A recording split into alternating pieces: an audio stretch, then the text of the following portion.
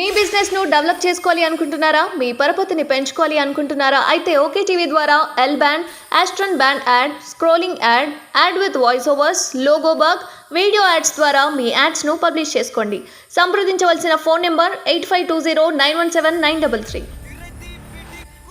అగ్రరాజ్యంలా అప్పుడు నాకు తెలిసి ఒబామా ఉండేను ఆ పీరియడ్ సమ్ ట్రంప్ ఒబామాని అనుకుంటా. మేము కూడా తెలంగాణ యాజిటేషన్ అప్పుడు ఉండే అమెరికన్ సిటిజన్స్కి ఏం చెప్పిండంటే, నేను వార్తలలో విన్నాం, ఇక్కడ ఇండియాకి వెళ్ళండి బట్ తెలంగాణకి వెళ్ళొద్దు, ఎందుకంటే అక్కడ యాజిటేషన్ జరుగుతుంది, తెలంగాణ యాజిటేషన్ జరుగుతుంది, అది ధర్మబద్ధమైనటువంటి కొట్లాట, అక్కడికి వెళ్ళకండి, కొంచెం పొజిషన్స్ క్రిటికల్గా ఉన్నాయని చెప్పేసి కూడా వెళ్ళింది. అక్కడ మీరుండే పట్టుకే కదా, అక్కడ మీరు ప్లకార్డ్స్ పట్టుకునే పట్టుకే కదా, మీరు చేసే పట్టుకే కదా.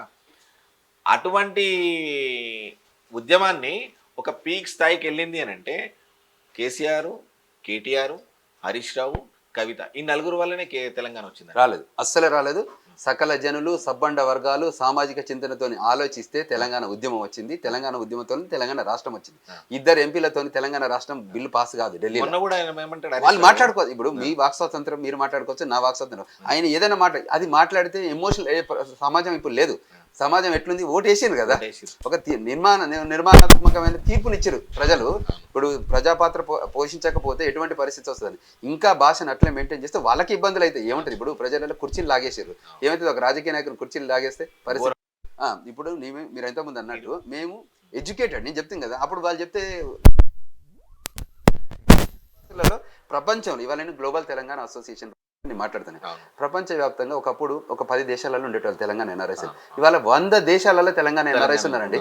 నేను ఎక్కడో ఒక ఐలాండ్కి పోతే, క్యూరాసావ్ అనే ఐలాండ్, ఇట్స్ నెదర్లాండ్ ఆంటిల్లా, అక్కడ మనోళ్ళు చెఫ్గా పనిచేస్తున్నారు.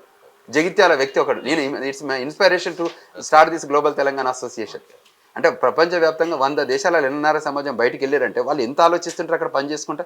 ఈ రాష్ట్రం ఎటుపక్క ఉండాలి, అందరికీ సిటిజన్షిప్ రాదు, అందరికి వేరే దేశాలందరికీ గ్రీన్ కార్డులు రావు, చాలా మందికి ఇంకా ఇండియన్ సిటిజన్షిప్ మెయింటైన్ చేస్తుంటారు. సో అంచేత ఇండియన్ సిటిజన్షిప్ మెయింటైన్ చేసేటప్పుడు మనకి ఇంకా బిలాంగింగ్ టు ఇండియా. ప్రతి డబ్బును కూడా వాడు కష్టపడి సంపాదించిన డబ్బును కూడా ఇండియాకే పంపిస్తారు, రిపాట్రియేటెడ్ మనీ రూపకం. అంత డబ్బు ఇక్కడికి వస్తుంది, అంటే ఇక్కడ ఇన్వెస్ట్ చేస్తున్నారు వాళ్ళంతా. ఇవాళ గల్ఫ్లో కూడా మీరు చూస్తే తెలంగాణ జిల్లాలో చాలా మంది కూడా డబ్బు ఇక్కడ తెచ్చి పెడుతున్నారు. సో ఇది ఒక నలుగురు సొత్తు, ఒక ముగ్గురు సొత్తు కాదు. ఇవాళ ప్రజాస్వామ్యంలో నేను సెక్రటరియట్కి వెళ్ళాను, అసెంబ్లీకి వెళ్ళాను, కౌన్సిల్కి వెళ్ళి చూస్తే కూడా చాలా మంది ఓపెన్ గా స్వాతంత్రం వచ్చినట్టు బిహేవ్ చేస్తారు. ఎంప్లాయీస్ నేను మాట్లాడేది, అక్కడికి వచ్చిన సమాజం ఏదో దీన్ని మేము ఏదో మిస్ అయిపోయినాం 9 ఏళ్ళు, ఈ 9 ఏళ్ళ తర్వాత ఇంత గొప్పగా ఉంది ఏంది అనే ఆలోచన వస్తుంది. మరి ఎంత గొప్పగా చేశారు, ఎందుకు ఇంకా చర్చలు ఇంకా ముందు మాట్లాడాల్సి వస్తుంది. కానీ బట్ అందరు మాత్రం ఫ్రీడమ్ వచ్చింది అనంత, తెలంగాణ రాష్ట్రం వచ్చినప్పుడు June 2, 2014 వచ్చింది దానికంటే ఎక్కువ హ్యాపీగా ఉంది. ఎందుకు